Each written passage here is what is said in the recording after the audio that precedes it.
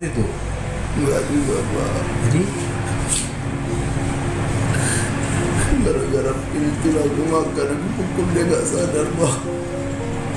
ya, tapi itu kan sudah luar biasa itu kalau apa seperti itu. Iya Pak, Kau menyesal semuanya ya. aku menyesal Pak, aku menyesal Pak, karena aku masih kecil Pak. Bangun, jangan pura-pura kamu. Cepat bangun. Ucap Ali kepada istrinya yang sudah 1 jam lebih dibiarkan tergeletak di atas lantai dikiranya pingsan.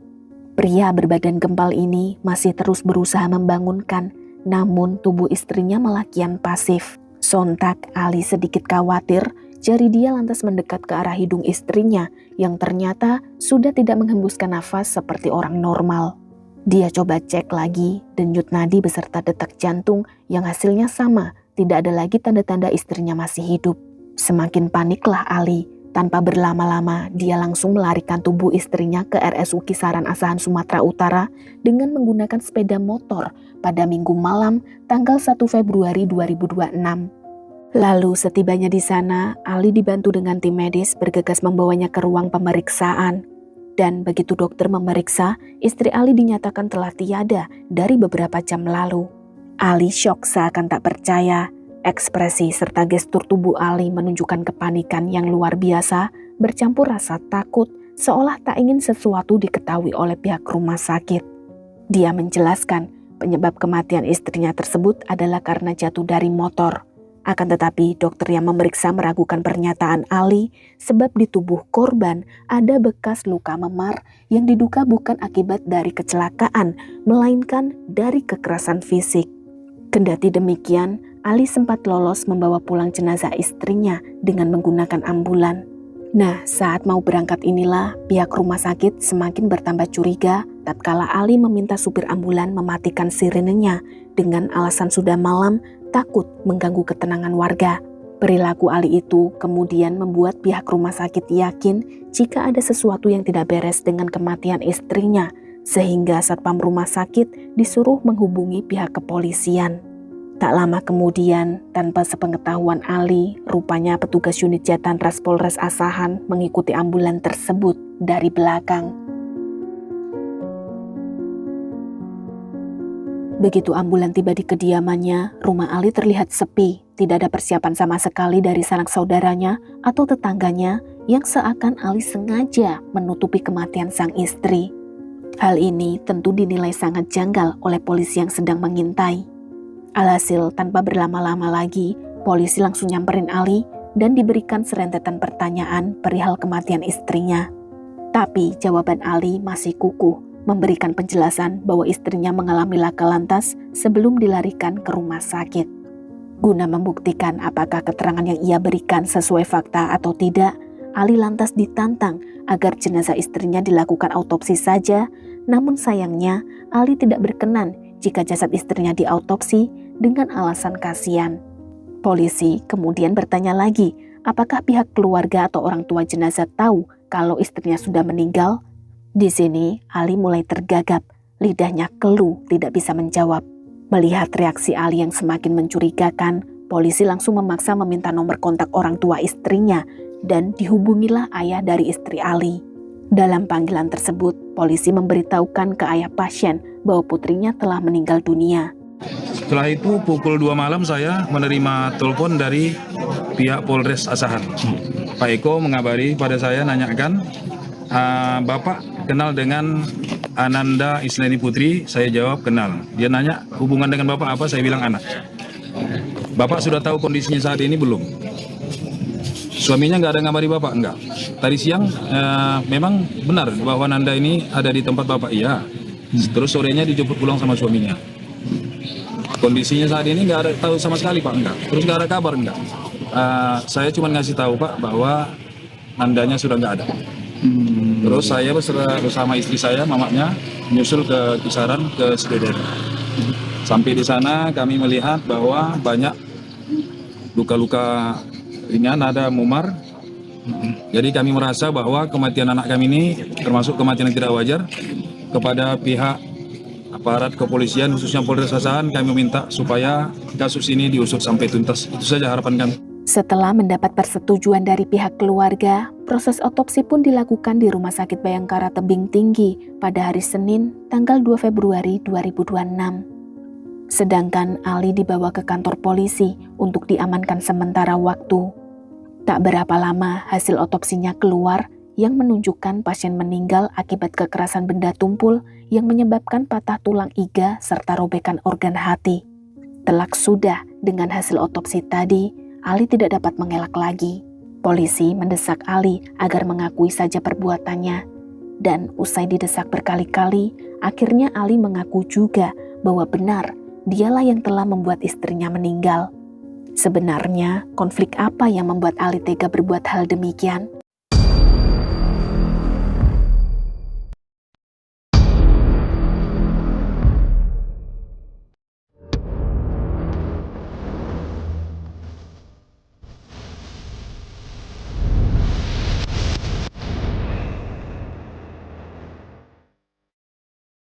Ada yang bilang Ali ini bukanlah warga Indonesia.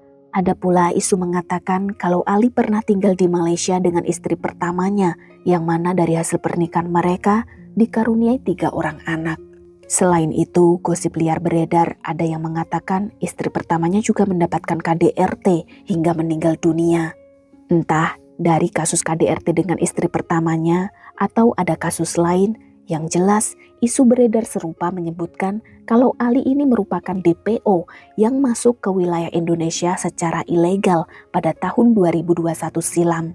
Dengan dibantu kawannya, dia kabur dari Malaysia menggunakan speedboat bersama seorang perempuan yang kelak dijadikan istri juga dan seorang pria bernama Nanang.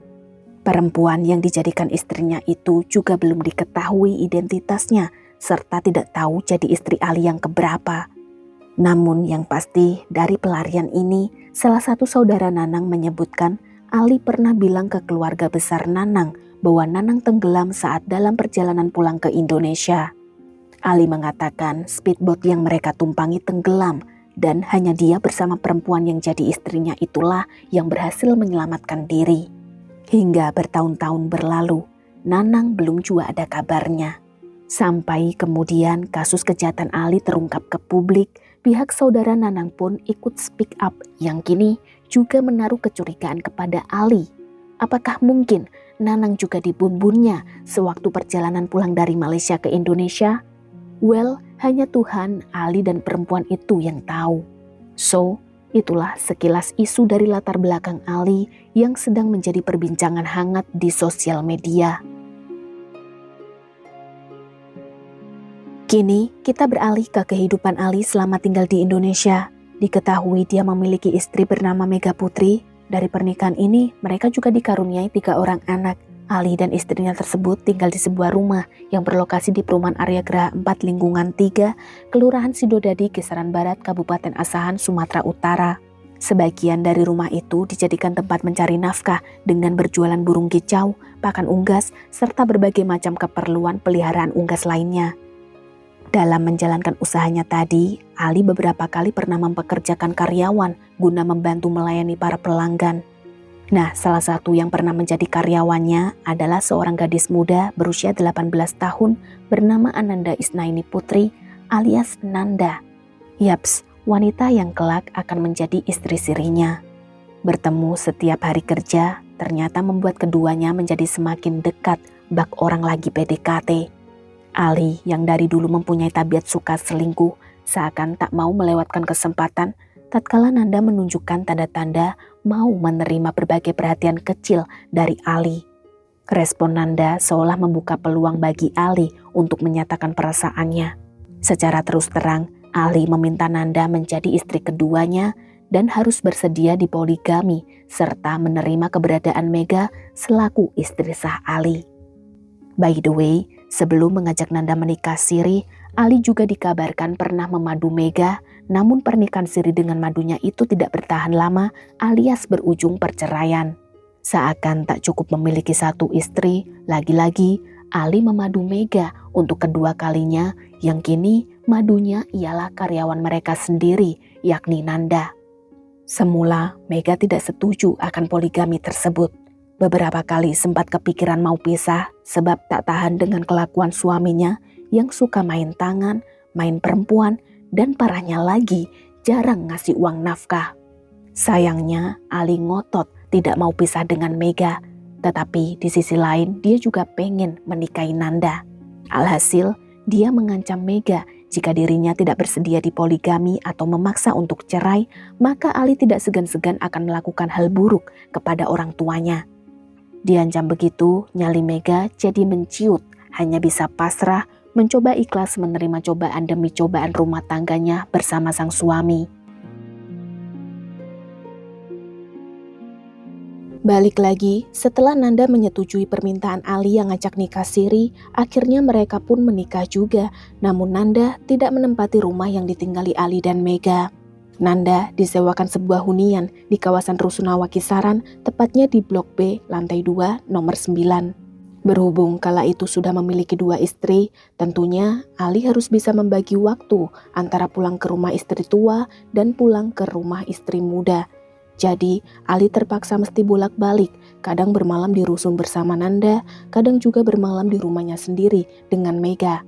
Perlu diketahui, semenjak menikah ini, Nanda sudah tidak dipekerjakan lagi oleh Ali. Seiring bergulirnya waktu, kehidupan poligami Ali berjalan hampir 2 tahun lamanya. Pernikahannya dengan Nanda juga sudah dikaruniai seorang putra yang turut ikut tinggal bersama ibunya di rumah susun. Awal-awal menikah, hubungan mereka memang nampak baik-baik saja. Ali masih kerap menunjukkan sikap tanggung jawab serta romantis seperti mengajak Nanda makan di luar, mengajak jalan-jalan, mengajak belanja kebutuhan ke pasar tradisional, dan bahkan mau diajak gantian dalam mengurus anaknya. Habis itu aku dan anakku tuh breakout kali muka aku Lalu itu kami parkir lah ya kan di sini ya. Sampai ada kami ke dalam pajak ini ya. Rame padat nah. Bingung awak sampai sini beli apa lah, jalan aja terus jalan sampai ada yang ketemu apa yang mau dibeli. Lalu kami beli persabunan lah, sabun cuci. Akan tetapi sikap baiknya itu tidak bertahan lama. Ali mulai berani menunjukkan tabiat aslinya. Sama halnya dengan nasib Mega, Nanda juga kerap diperlakukan kasar oleh Ali. Para tetangga di rusun bahkan sudah terbiasa melihat Ali menganiaya istrinya, namun tak ada satupun dari mereka yang berani mencampuri urusan rumah tangga Pak Sutri itu sebab takut dengan Ali yang bertubuh besar serta memiliki banyak tato bak preman pasar. Selain di KDRT, Ali juga suka semena-mena memanggil Nanda ke rumahnya yang ada di Kisaran hanya untuk disuruh bersih-bersih rumah atau beberes tokonya, bukan untuk tinggal di sana. Hal ini tentu membuat Nanda lama-lama merasa muak hingga berniat ingin pisah dari Ali. Nanda bahkan sempat mencurahkan isi hatinya ke salah satu teman, mengungkapkan kalau dia sangat menyesal menjadi istri siri Ali. Dan pada awal tahun 2026 inilah yang menjadi titik terjenuh Nanda menjalani rumah tangga bersama suaminya. Perlahan dia mulai berani menolak perintah-perintah Ali. Dia juga sering mengajak Ali cerai setiap kali mereka bertengkar hebat, serta kerap pulang ke rumah orang tuanya yang ada di Tanjung Balai tatkala Ali menunjukkan sikap agresif atau setelah mendapat ancaman dari sang suami. Tapi pertengkaran mereka selalu berakhir damai usai Ali membujuk lalu menjemput Nanda dari rumah orang tuanya. Namun bagi Ali, sikap Nanda itu dinilai kekanak-kanakan serta susah diatur sebagai seorang istri. Lama-lama Ali geram juga menghadapi tingkah istrinya yang dikit-dikit kabur ke rumah orang tuanya. Sampailah pada waktu kesabaran Ali benar-benar habis yang kemudian malah menjadi petaka besar bagi Nanda dan keluarganya.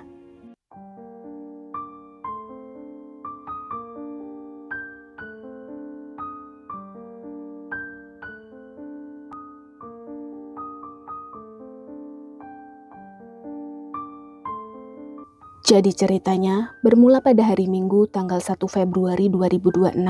Kala itu Ali dan Nanda kembali ribut besar perkara tempat tinggal. Ali memaksa Nanda agar mau pindah ke rumah Ali yang ada di perumahan, which is memaksa Nanda tinggal serumah dengan Mega beserta anak-anak mereka. Nanda tentu menolak, dia lebih menginginkan perpisahan saja, namun Ali tidak mau cerai. Sehingga Nanda mengajak putranya pulang ke rumah orang tuanya di Tanjung Balai karena sudah terlalu lelah menghadapi Ali yang susah diajak bicara baik-baik. malah mengintimidasi Nanda melalui sambungan telepon. Selain diintimidasi, Nanda juga mendapat ancaman kalau Ali akan berbuat hal-hal buruk kepada orang-orang yang dia sayang jika Nanda tidak mau menuruti setiap perkataannya. Dari pagi sampai siang hari itu, Nanda memutuskan untuk tidak mengangkat telepon atau membalas pesan dari Ali. Mendapat perlakuan seperti ini dari istrinya, Ali justru menjadi kian jengkel dan memutuskan untuk mendatangi rumah susun yang ditempati oleh Nanda. Tiba di sana, ternyata rumah dalam keadaan kosong, tapi Ali bisa menduga kemana istrinya pergi. Kemana lagi kalau bukan ke rumah orang tuanya, sebab kejadian seperti ini sudah sering terjadi, maka tak heran jika Ali bisa dengan mudah menemukan keberadaan istri beserta anaknya. Untuk memastikan, Ali menelpon mertuanya terlebih dahulu. Siangnya suami dari anak saya ini menelpon, menanya keberadaan istrinya. Terus kami jawab memang istrinya berada di rumah kami. Dia bilang kalau memang anak ini mau pisah, dia bersedia untuk menceraikan, tapi dia mau jumpa dulu. Terus kami sauti, ya sudah, kalau memang sudah gitu batas pertemuan, ya silahkan. Ya, saya harus datang ke sana, Pak. Mau jumpa sama Nanda. Oke. Saya suruh datang. Kalau mau datang, datang. Usai mengetahui Nanda beneran ada di rumah orang tuanya, Ali bergegas menuju ke Tanjung Balai, mengendarai mobil, serta membawa 2 orang kawannya. Sampai di lokasi, Ali berhasil menemui Nanda. Mereka sempat berbicara di teras rumah, tapi tak berapa lama, keributan terjadi lagi. Ali mengambil paksa putranya dan langsung membawanya ke mobil, sedangkan Nanda yang tidak sanggup melawan hanya bisa menangis, lalu masuk ke dalam kamarnya. Ayah Nanda yang melihat putrinya menangis di dalam kamar merasa kasihan, namun segan menasehati atau ikut campur urusan rumah tangga anaknya, alhasil hanya bisa menyuruh istrinya untuk membujuk Nanda. Setelah dibujuk, Nanda akhirnya mau ikut pulang bersama suaminya pada hari Senin sore, tanggal 1 Februari 2026. Selanjutnya, sekitar waktu antara habis maghrib menuju ke Isya, orang tua Nanda mencoba menghubungi putrinya berkali-kali untuk memastikan apakah mereka sudah sampai rumah atau belum, tapi panggilan dari ibunya tersebut diabaikan. Pantang menyerah, ibu Nanda masih terus menelpon nomor ponsel putrinya sampai panggilan telepon itu pun diangkat, tapi bukan Nanda yang mengangkat, melainkan si Ali. Li, Nanda mana Li? Ada, Mak, di situ.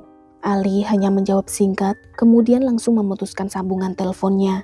Mendapati jawaban demikian, orang tua Ali cukup merasa tenang dan tidak berpikiran yang aneh-aneh. Akan tetapi, siapa sangka kalau malam itu merupakan kesempatan terakhir orang tuanya terhubung dengan nomor ponsel Nanda.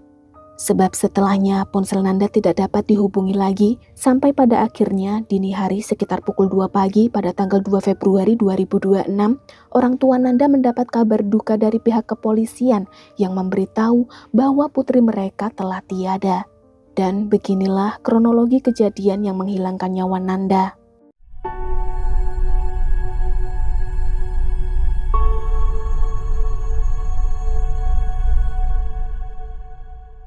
Sore itu, setelah dijemput oleh suaminya, ternyata Nanda tidak dibawa pulang ke rusun, melainkan dibawa ke rumah Ali yang ada di perumahan.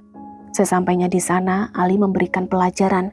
Nanda dihajar habis-habisan di depan istri sah alias Mega, yang bahkan juga sempat dilihat oleh anak-anak mereka. Kalau sudah kepalang marah, tak ada satupun yang berani melawan Ali. Tapi berhubung Ali sudah sangat keterlaluan menghajar Nanda, Mega jadi tidak tega melihatnya. Dia berusaha menenangkan Ali sekaligus membantu menyelamatkan Nanda, namun yang ada Mega malah kena hajar pula, dicekek, serta diancam akan dibunuh jika dia masih berani menghalangi aksinya. Alhasil, Mega hanya bisa terdiam, tidak berani melawan suaminya sendiri. Sementara Nanda juga tidak mampu melawan tenaga suaminya. Tanpa ampun, Ali begitu keji melayangkan bogem ke arah dada istri sirinya hingga terjatuh di atas lantai. Seakan belum puas melampiaskan emosinya, Ali memijak ke bagian perut secara berulang kali sampai-sampai Nanda muntah. Melihat itu, Ali bukannya kasihan, malah mau mengajar lagi, tapi Nanda berusaha sekuat tenaga menangkis serangan tersebut. Mendapat respon demikian, Ali justru semakin kesetanan. Sambil meracau, Ali menarik rambut istri sirinya, lalu diayunkan ke arah tembok berkali-kali sampai jidat Nanda membentuk cekungan, meninggalkan bekas benturan tadi. Tidak terhenti di sini, Ali menariknya lagi ke arah kamar mandi kemudian mencelupkan target ke bak berisi air hingga Nanda kehilangan kesadaran. Setelahnya, dia jatuhkan tubuh istrinya itu ke sembarang tempat. Semula Ali mengira Nanda hanya pingsan saja. Namun setelah 1 jam dibiarkan tergeletak, Ali kembali menghampiri tubuh Nanda, lalu mencoba membangunkannya, dan saat inilah Ali tahu istri sirinya benar-benar sudah di tahap sekarat. Tubuhnya terasa dingin, tidak memberikan reaksi apapun meskipun disepak berkali-kali. Sontak Ali menjadi panik, dia langsung bergegas melarikan tubuh Nanda ke RSU Kisaran dengan menggunakan sepeda motor, dan tiba di sana, dokter menyatakan istri sirinya sudah meninggal sejak beberapa jam lalu. Seperti di awal cerita, tindak kejahatan Ali pun akhirnya terbongkar berkat kecurigaan dokter yang kemudian menyuruh satpam rumah sakit lapor ke pihak kepolisian, sehingga dengan cepat kasus kematian Nanda ini bisa terungkap.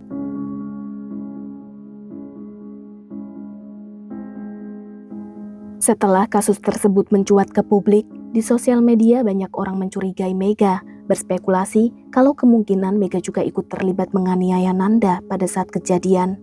Akan tetapi orang-orang yang mengenal Mega mengunggah postingan pembelaan, menyebutkan bahwa nasib Mega tidak jauh beda dengan Nanda. Dia juga sering diperlakukan kasar oleh Ali. Bahkan tidak cuma di KDRT saja, berkali-kali Mega sering diselingkuhin, diancam, serta jarang diberi nafkah uang. Sama halnya seperti Nanda, Mega juga kerap meminta cerai, namun sulit bagi dirinya untuk melangkah sampai ke pengadilan agama. Sejauh ini belum ada bukti keterlibatan Mega atas kasus kematian adik madunya. Hanya Ali saja yang sudah terbukti sebagai pelaku tunggal atas kematian Nanda. Motif yang ia lontarkan di hadapan polisi adalah karena istrinya membangkang, tidak mau menuruti kemauannya yang ingin menyatukan istri sah dan istri sirinya dalam satu rumah. Dan atas perbuatannya, Ali pun terancam pasal 458 ayat 1 dan 2, subsidiar pasal 466 ayat 3 UU RI nomor 1 tahun 2023 tentang KUHP dengan ancaman hukuman penjara yang sangat berat.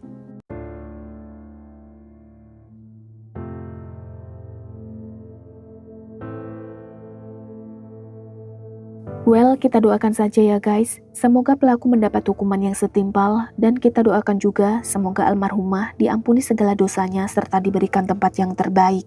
Sedangkan untuk keluarga korban, semoga diberi ketabahan dalam menghadapi ujian ini. Amin. By the way, jangan lupa untuk selalu menjadikan kisah-kisah seperti ini sebagai pelajaran hidup kita ke depannya agar lebih berhati-hati, juga selalu waspada dengan siapapun dan dimanapun kita berada. Karena kejahatan bisa terjadi kapanpun juga. Kalau begitu, sekian dulu ceritanya. Jika ada tambahan informasi mengenai kasus barusan, tambahkan saja di kolom komentar ya. Sampai jumpa di video selanjutnya. Stay healthy and bye guys.